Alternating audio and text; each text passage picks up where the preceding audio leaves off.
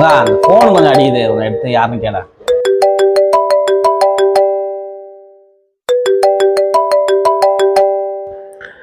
Hello, ஏண்டா நாய, ஒரு 5000 ரூபாய் காசு வாங்கினேன் 2 நாள்ல கொடுக்குறேன்னு சொல்லிட்டு, இன்னும் உனக்கு 2 நாள் ஆகல.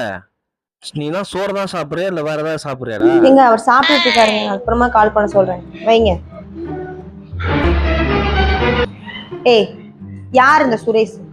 போன் பண்ணி நாய் கத்துறான். சுரேஷா? ஏதோ 5000 ரூபாய் வாங்கியிருந்தேன் 2 நாள் தரேன்னு சொல்லிட்டு.